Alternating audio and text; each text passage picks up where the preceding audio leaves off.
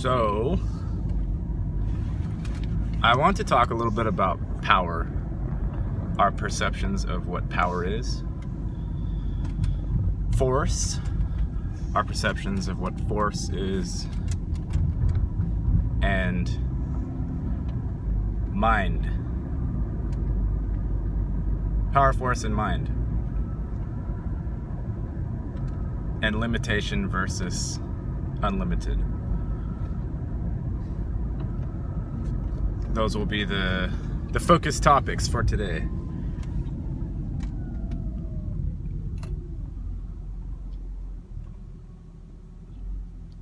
Now, the idea of power is interesting, and we have a very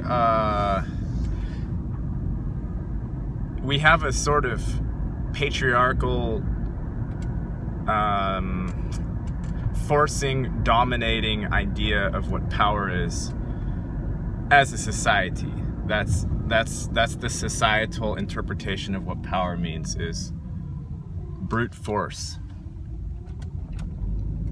So for instance, if someone's doing something that we deem as bad, immoral, against the law, or just simply unacceptable as per the group, then we subject them directly to direct force, forcing them to be removed from the situation in which they were able to perform said misdeed, right?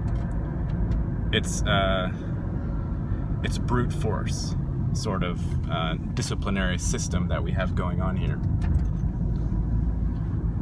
Now, if you remove from that, or if you simply look to another interpretation of power, or look to multiple interpretations of power, you will see that sort of power dynamics are happening in every single situation that you see that involves any sort of social interaction where hierarchies are involved. And hierarchies are involved in almost every social interaction, whether it be by virtue of family structure, by virtue of whatever institution you're currently a part of, be it a school or a workplace or a tribe even. There are always, usually unspoken for the most part, delineations in hierarchical power. And the general idea is that someone who has been deemed worthy of having power in a social situation, i.e. more people or beings or animals or trees or whatever their thought forms are allowed to manage, they've been deemed by the group as worthy of that power, and unless they do something that causes the group to question them, then their power is accepted as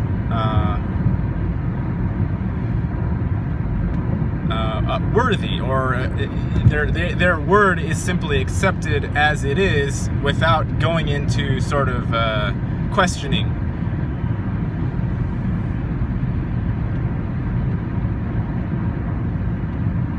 And it's a naturally arising power dynamic for the most part within groups, without having things written down. A lot of times simply age will be, having more age will put you at the top of family hierarchies. That's a natural sort of determinant. And then if you're involved in a sort of skilled activity, then whoever has been in it the longest, or whoever has a track record of, performing well against, a high-level competition, so to speak, will be automatically placed in a position of power by the group. And it's not something that, it's something that happens naturally. It happens by life itself. It's not something that the conceptual overlay language system needs to be applied to.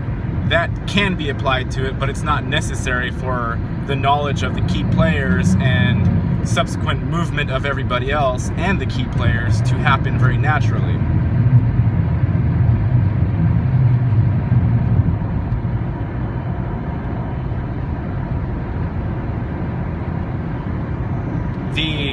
the political system is not that. It's somewhat of an opposite of that. It's just like if you say the money system is copying, say, a river and tributaries and currency, right? The current, it mimics, like Lauren has said, it mimics existence itself. The money system mimics existence.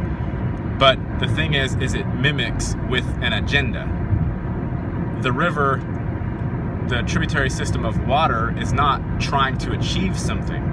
It is achieving something, but it's not trying to do something beyond the obvious, which is give water where it's needed.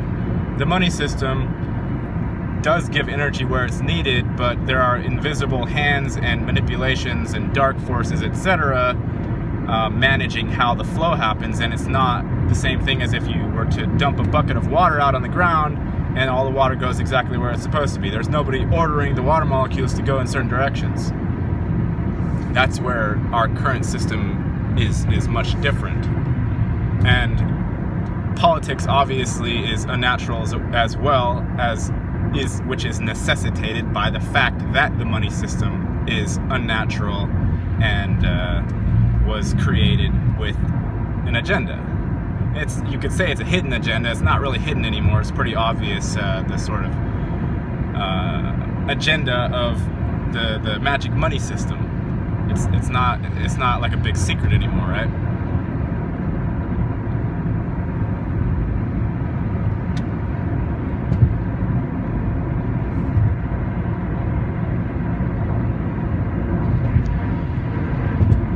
And if you think of, and then if you bring in the idea of the infinite versus finite systems, then you're able to start realizing that you have leeway, you have energetic leeway the moment that you step outside of systems, which naturally happens when you move into your present moment, right? Your present moment is your divine birthright, natural home, where nothing is needed whatsoever.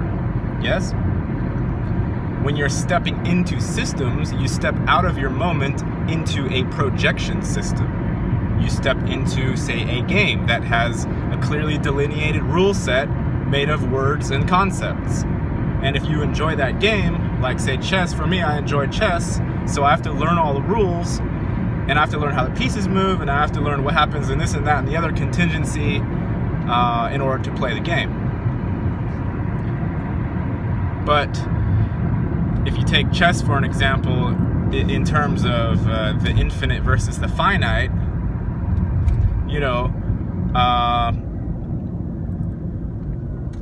the idea of chess is to win the game, right? So emotions are part of the game, psychology is part of the game, and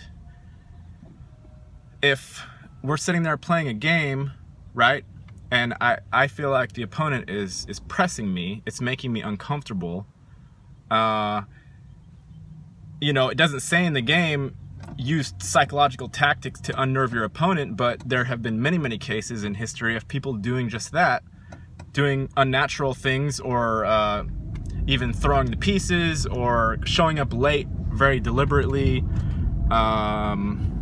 even making a move that is objectively worse, but that is clearly calculated and known to be moving the position into something that's very uncomfortable for the opponent.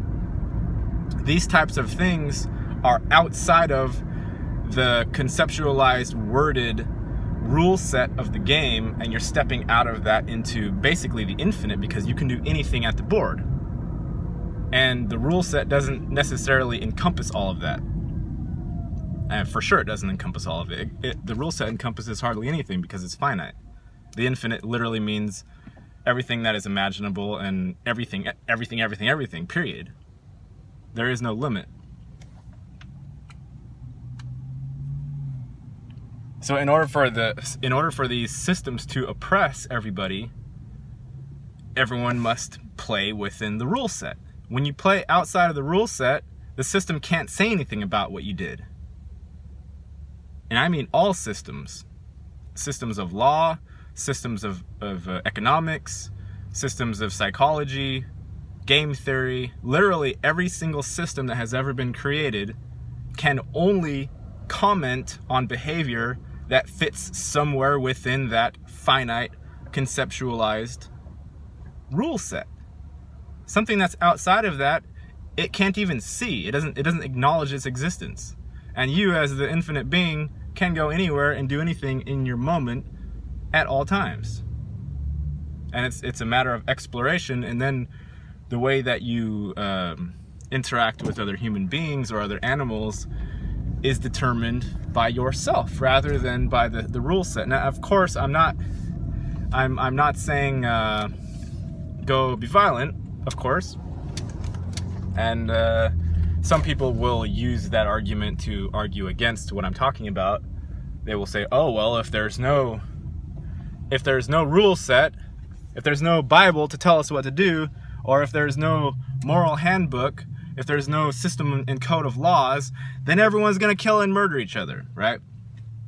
And you can figure that out for yourself in 2 seconds. Just meditate, go into the present moment, see how you feel in there, and see if the wish to go out and kill and murder and steal, if that is functioning naturally within you. And if it is, then that just means that that's what you are. If it's not, then you're not that. And the naysayers who say, you know, if you go beyond our rule set, then you're just going to become a such and so or whatever, they're speaking from their own fear. They're not speaking from any sort of practical experience. There are no limits to what you can do. And I even say, like anything. You can move your hand anywhere. You can knock on the window. You can hit the ceiling, right? You can jump up and down.